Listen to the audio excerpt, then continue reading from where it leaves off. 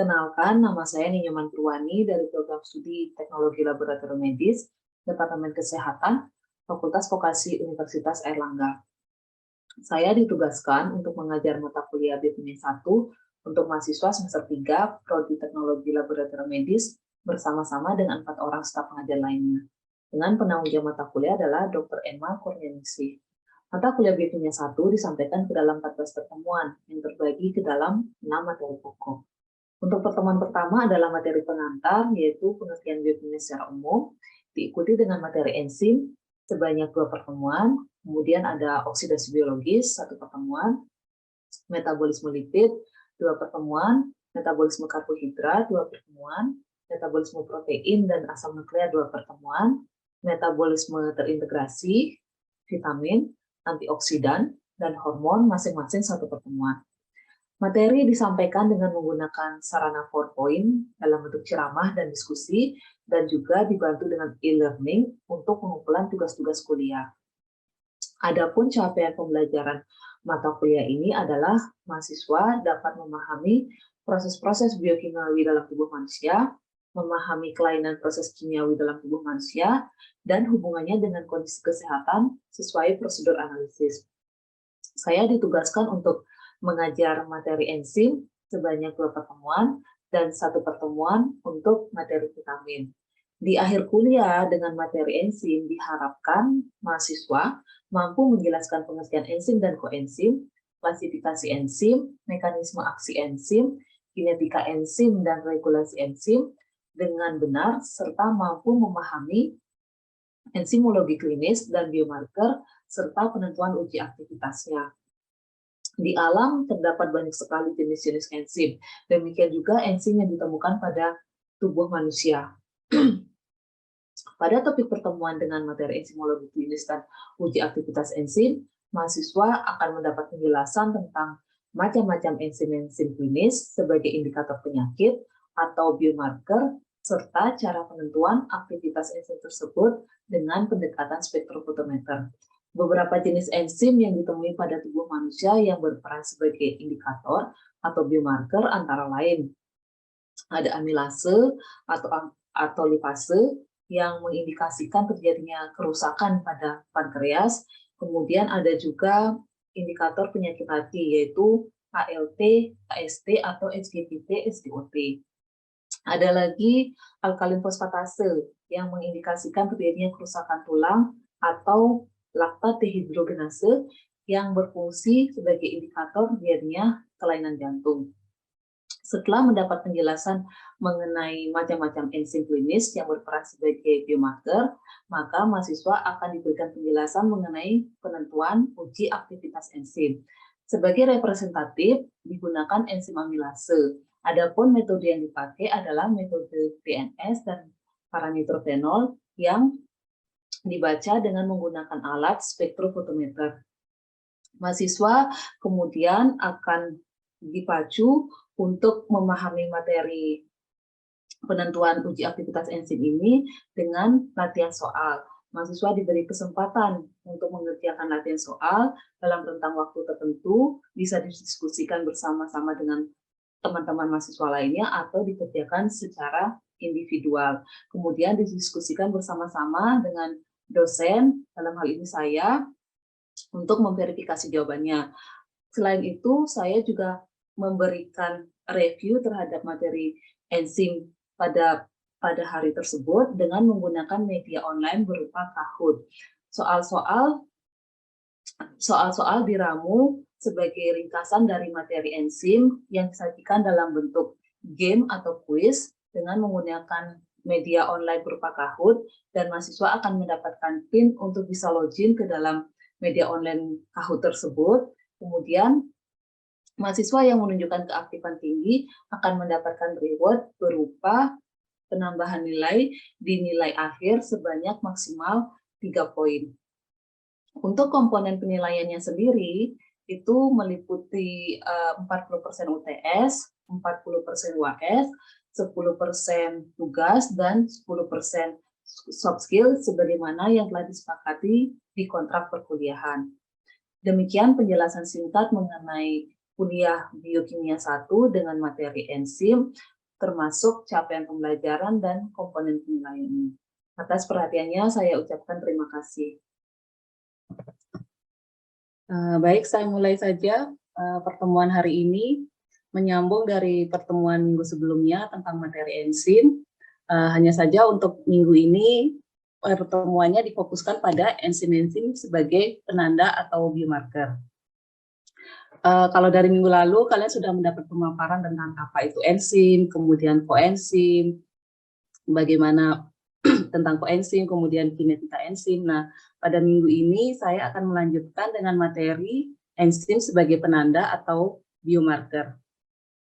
Jadi ada beberapa indikator terjadinya kerusakan organ tubuh dengan menggunakan enzim sebagai penanda. Jadi bagaimana indikatornya bahwa terjadi kerusakan tubuh? Biasanya enzim-enzim itu ditemukan dalam keadaan atau dalam rentang harga tertentu. Ketika keberadaannya meningkat, maka itu mengindikasikan terjadinya kerusakan pada organ tubuh tertentu.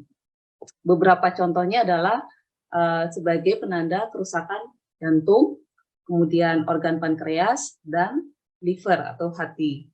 Kenapa bisa terjadi kerusakan? Nah, ini biasanya dipicu oleh banyak faktor. Salah satunya adalah radikal bebas. Ini sangat umum ya, kalau radikal bebas, sumber radikal bebas sendiri bisa dijumpai di mana-mana. Makanya sekarang banyak sekali obat-obatan ataupun tumbuhan atau herbal yang menggembar-gemborkan bahwa ini sebagai antioksidan, mencegah radikal bebas. Kemudian bisa juga terjadi karena infeksi virus atau karena terpapar bahan kimia.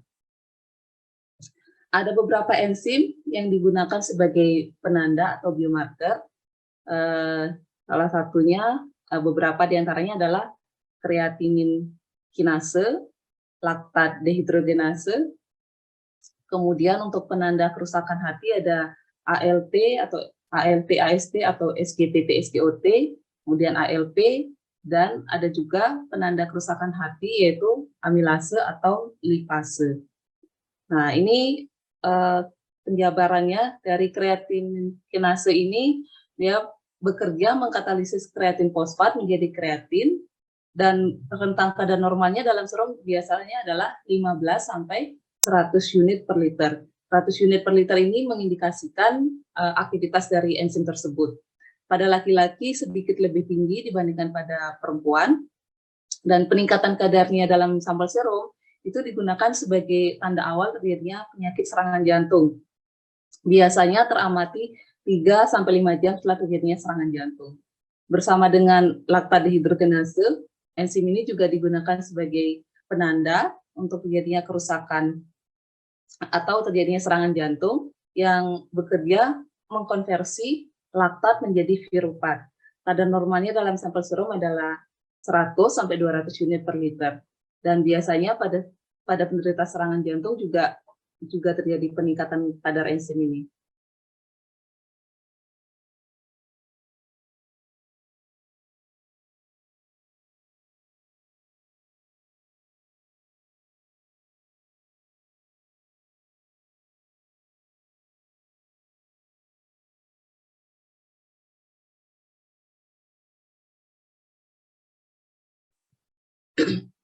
Ini adalah alfa amilase, enzim yang memecah molekul pati menjadi maltosa. Pada tubuh manusia diproduksi oleh kelenjar saliva atau pankreas. Dan kadar normalnya dalam sampel serum adalah 50 sampai 120. Kalau sampai meningkat sampai 1000 unit per liter itu menunjukkan terjadinya pankreatitis akut. Ini gambar pemotongan substratnya menghasilkan produk maltosa. Kenapa saya menunjukkan ini? Karena nanti kita akan melakukan perhitungan uji aktivitas dengan menggunakan enzim amilase sebagai contoh. Nah, spesifitas amilase seperti yang saya sebutkan di awal tidak begitu tinggi, karenanya tidak bisa dijadikan patokan untuk deteksi pankreatitis akut, sehingga butuh adanya penentuan kadar enzim lipase yang juga sebagai indikator kerusakan pankreas. Bagaimana metode yang digunakan untuk menentukan aktivitas dari enzim amilase? Di sini ada beberapa metode, sebenarnya saya cuma mengambil 2 contoh sebagai perwakilan. Jadi kita menggunakan metode fotometer dengan menggunakan substrat paranitrofenil alfa-D maltoheptaosida yang kemudian dihidrolisis oleh alfa amilase menjadi molekul-molekul yang lebih sederhana. Molekul lebih sederhana di sini maksudnya menjadi molekul yang lebih sederhana itu dalam artian monomer-monomernya, sehingga bisa menjadi monomer-monomer atau menjadi molekul yang lebih kecil. Selanjutnya dihidrolisis lebih lanjut menjadi glukosa dan paranitrofenol, yang mana paranitrofenol ini akan dibaca oleh spektrofotometernya, oleh enzim alpha-glucosidase. Peningkatan dari alfa-nitrofenol ini sebanding dengan peningkatan kadar enzim amilase. Ini adalah reaksinya.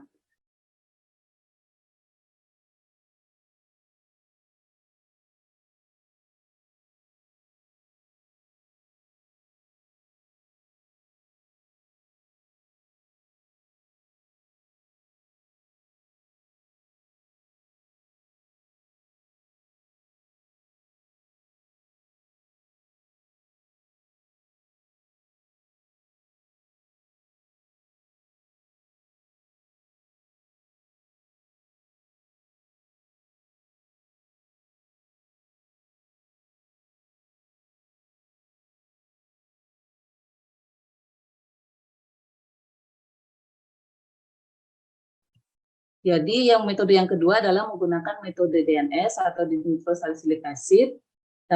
Produk yang dibaca oleh spektrofotometernya adalah asam 3-amino 5-nitrosalisilat. Mengalami reduksi menjadi dari DNS menjadi 3-amino 5-nitrosalisilat.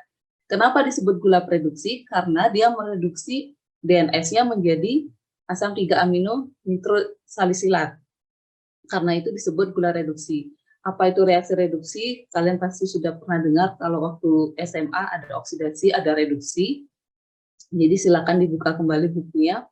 Kemudian ini yang akan memberikan warna coklat tua yang akan dibaca oleh spektrofotometernya. Bagaimana kita tahu konsentrasinya ini berapa, aktivitas enzim ini berapa? Jadi kita buat kurva standar terlebih dahulu. Oh ya, ini saya menjelaskan unit aktivitas enzim dulu. Jadi satu unit aktivitas enzim menunjukkan banyaknya produk, dalam hal ini mikrogram. Kalian bisa pakai miligram, tergantung kesepakatan yang ingin kalian sepakati. Boleh mikrogram, boleh miligram, asal konsisten untuk penulisan untuk penulisannya harus konsisten. Kalau mau pakai mikrogram boleh mikrogram, mau pakai miligram juga boleh miligram. Yang dihasilkan per menit per mililiter enzim. Apakah hanya glukosa saja yang gula reduksi? Ada banyak gula reduksi, jadi beberapa monosakarida itu memang merupakan gula reduksi, tapi ada juga yang bukan gula reduksi. Cirinya gula reduksi apa? Yang mempunyai gugus aldehid. Kalau yang bukan gula reduksi gimana contohnya? Contohnya yang bukan gula reduksi adalah fruktosa, sukrosa, itu gula-gula yang kalian konsumsi sehari-hari, yang kalian pakai buat kopi, itu adalah untuk campuran kopi, teh, itu adalah fruktosa. Itu bukan gula reduksi karena tidak ada gugus aldehid. Nah, untuk mengetahui kadar gula reduksi, untuk mengetahui serapan yang dihasilkan, produk yang dihasilkan dari hidrolisis enzim amilase, dilakukan pengukuran absorbansi menggunakan standar glukosa pada panjang gelombang 550 nanometer. Ini adalah serapan maksimumnya dari asam 3-amino 5-nitrosalisilik. Ini adalah rumusnya, yaitu di sini ada konsentrasi sampel, kemudian ada konsentrasi glukosa kontrol. Kenapa kita pakai kontrol? Karena biasanya tanpa penambahan enzim ataupun tanpa penambahan substrat, biasanya akan terjadi sedikit perubahan warna. Nah, kita ingin mengeliminasi interferensi itu. Biasanya kontrol di sini ada dua kemungkinan, semua komponen kecuali enzim atau semua komponen kecuali substrat. Tapi yang paling umum dipakai biasanya semua komponen kecuali enzim, kemudian enzimnya diganti dengan menggunakan Aquades. Karena Aquades yang sifatnya paling netral. Kemudian di sini ada faktor pengenceran, kemudian ada unitnya di sini tergantung kalau mau dibuat mikrogram berarti harus dikalikan 1000 karena standar yang kalian gunakan nanti adalah dalam miligram. Kemudian ada volume larutan, dibagi dengan waktu inkubasi di sini adalah dalam bentuk menit, ini sesuai dengan kesepakatan dari definisi unit aktivitas enzim. Kemudian ada berat molekul glukosa. Bagaimana cara membuat kurva standar? Nah, ini. Saya share dulu ke Excel ya. Jadi kita buat di Excel. Ini saya sudah buat. Saya hapus. Saya pakai yang atas. Kira-kira ada yang sudah buka Excel? Bisa ya? Bisa buka ininya, bisa buka rumusnya, sehingga memunculkan grafik. Kemudian kalian, karena saya pakainya LibreOffice, kalau ada yang pakai LibreOffice, biasanya kalau yang pakai Excel bisa langsung diklik di salah satu titik, kemudian klik kanan. Tapi kalau pakai LibreOffice, saya harus klik di objek, kemudian edit. Nah, nanti akan muncul trend line. Jadi tambahkan trend line. Karena ini saya sudah buat, maka otomatis tidak ada pilihan insert trend line karena persamanya sudah saya munculkan. Kalau misalnya saya hapus, nah, jadi misalnya, kemudian insert trend line equation. Nah, langsung otomatis muncul. Ini adalah persamaannya. Kemudian, ya di sini ada persamaan. Tadi ada R kuadrat. Ada yang tahu R kuadrat itu mengindikasikan apa? Coba Fadila.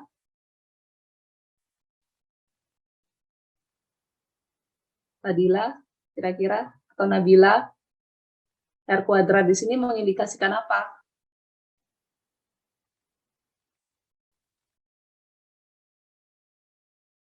Ada yang tahu? Mungkin yang lainnya? Efektif. Izin menjawab, Bu. Iya, silakan. Mungkin untuk melihat grafiknya linear atau tidak gitu. Iya, benar. Jadi untuk melihat linearitasnya ya, sebenarnya ketika kalian membuat grafik kurva standar, tanpa melihat regresi linear pun kalian akan tahu di mana sih biasanya kalau untuk pertama kali bikin kurva standar, itu tidak selalu dapat 0,99, kalian mungkin bisa dapat 0,98, berarti saya harus ngulang nih. Saya harus ngulang semua titik atau cuma satu titik aja. Kalian bisa lihat dari grafik sini. Kira-kira grafik di sini itu yang kurang linear itu yang konsentrasi yang berapa? Kalau lihat dari gambar ini. Kalau saya mau ngulang, kita bisa lihat dari mana? Dari sini. 1, 2, 3, 4, 5. Jadi titik kelima ini kan kelihatan agak melenceng ya. Nah, berarti saya harus mengulang titik kelima ini. Coba saya ganti. Titik kelima itu berarti konsentrasinya 0,6. Saya ternyata terlalu rendah, kurang ke atas. Berarti coba saya harus dapat di kisaran nilai 7,6 misalnya. Nah, ternyata bagus. Berarti yang konsentrasi kelima itu kurang pas. Berarti saya harus mengulang yang konsentrasi yang nomor 5, tabel yang kelima. Nah, jadi kalian tidak harus mengulang semua, sepanjang kondisinya sama persis, kalian bisa ulang salah satu titik, asal masih berada di rentang linear. Kalau misalnya saya dapat data 0,75, wah ternyata lebih bagus lagi. 0,998 itu sudah sangat bagus kalau untuk manual. Kalau untuk instrumen, alat, sudah pernah dapat HPLC di toksikologi, materi HPLC. Nah, kalau menggunakan alat, itu biasanya presisinya jauh lebih tinggi, bisa sampai 0,999, itu sangat-sangat bagus. Tapi karena kita manual, jadi masih dimaklumi kalau misalnya kita dapatnya 0,98 atau 0,99. Nah, kemudian saya balik lagi ke PowerPoint.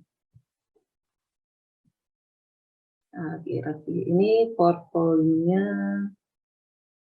Kita masuk ke latihan soal ya. Ada ini latihan soalnya. Kemudian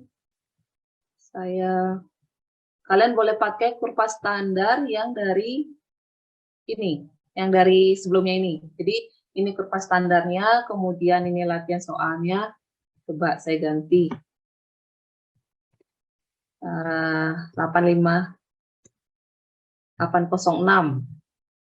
Kira-kira aktivitas enzimnya berapa? Dengan menggunakan kurva standar ini, silakan dicoba kira-kira ketemunya berapa. Tahu ya cara mencarinya. Jadi kalian dapat absorbansi, masukkan ke nilai fx, kemudian akan ketemu nilai x. Setelah ketemu nilai x, kalian akan ketemu konsentrasi glukosanya. Setelah ketemu konsentrasi glukosa kontrol dan sampel, masukkan ke rumus. Saya kasih waktu 5 menit. Kalau sudah kita cek bareng-bareng, sambil saya juga menghitung. Ada yang sudah dapat konsentrasi glukosa sampel dan kontrol? Giska kira-kira sudah dapat? Ini siapa ini? Ada Fadila. Ada yang sudah dapat konsentrasi glukosanya, kontrol dan sampel? Gimana? Ada yang sudah menghitung? Sudah, Bu. Dapat berapa? Yang sampelnya berapa, kontrolnya berapa? Yang sampel 0,657758, untuk yang kontrolnya 1911891. Sedikit beda sama saya, cuma kurang lebihnya sama. Yang sampelnya pakai 0,806. Iya, Bu. Dikurangi 0,11. Oh iya benar. Iya benar. Oke, kalau sudah dapat sampel kontrol, kemudian dimasukkan ke persamaannya. Dimasukkan ke persamaan mana ini? Ya, masukkan ke persamaan ini. Nah, taunya volume larutan dari mana? Volume enzim dari mana? Kita mengacu ke protokol yang ada di pengukuran aktivitas enzim. Biasanya ini tergantung dari referensi atau rujukan yang kita pakai. Nah, dalam hal ini kita pakai sesuai dengan di buku petunjuk, yaitu menggunakan 150 mikroliter enzim, 150 mikroliter substrat, dan 900 DNS, sehingga total volume larutan adalah 1,2. Sedangkan enzim seperti yang tadi dijelaskan 0,15 atau 150 mikroliter. Kalau sudah dimasukkan, silakan dimasukkan ke rumus perhitungannya. Kemudian kita cek ya nanti dapatnya berapa. Kalau ini saya masih pakai yang 0,756. Jadi kita ganti. Tadi ketemu berapa? 0,69. 65778. 65778. Kemudian yang kontrolnya ketemu berapa? 0,1918991. Oke. Kemudian kita masukkan di sini 0,65778. Kemudian 0,191 ya. 91 atau 92 kita bulatkan. Jadi kita masukkan, kira-kira ketemu berapa? Kalau kita hitung bareng-bareng, 0,65778 dikurangi 0,192 dari 1000 dibagi 60 dibagi 0,34 ya. Ada yang sama? Iya, sama Bu. Ya, 0,34.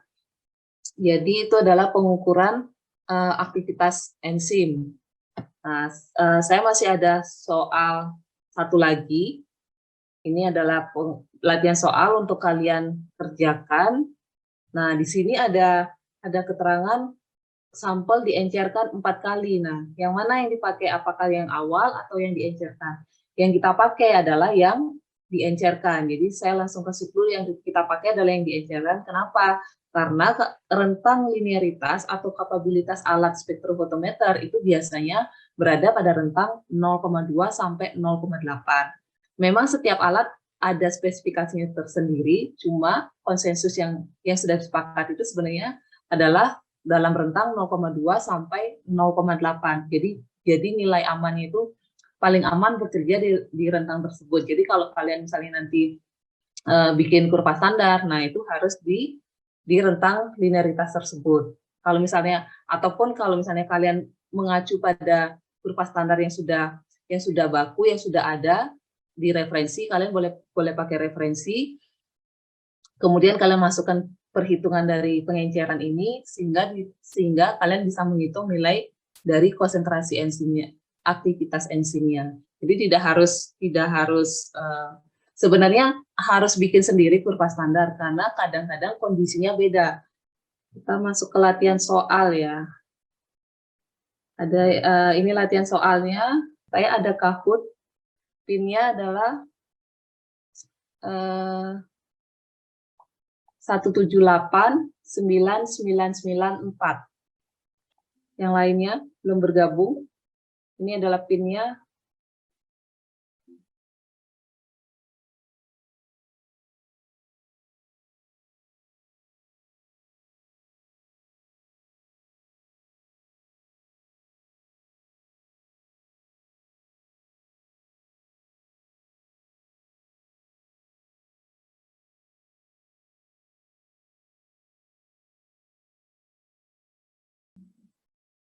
Jadi jawabannya adalah sumber enzim.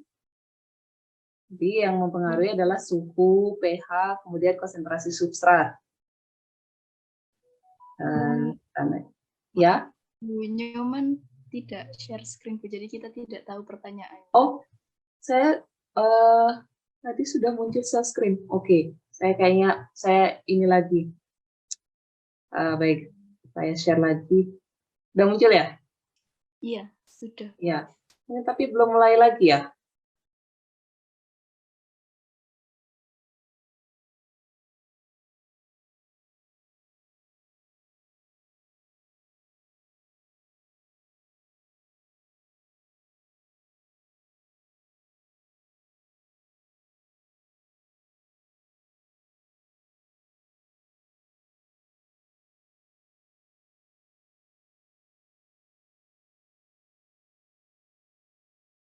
Cuma satu yang benar ya, laktosa. Jadi lainnya itu kan, ketiga lainnya itu adalah produk hidrolisis dari enzim amilase. Maltosa, glukosa itu sama-sama gula reduksi. Jadi siapa pemenangnya? Nomor 3 Wanda, nomor 2 Cindy, nomor 1 ada siapa ini? Dita. Untuk Dita ditunggu ya nanti rewards-nya. Rewardnya saya titip Bu Anita. Jadi terima kasih sudah berpartisipasi di Kahoot untuk mereview kuliah hari ini. Terima kasih juga kehadirannya. Karena waktunya sudah mepet, jadi saya akhiri.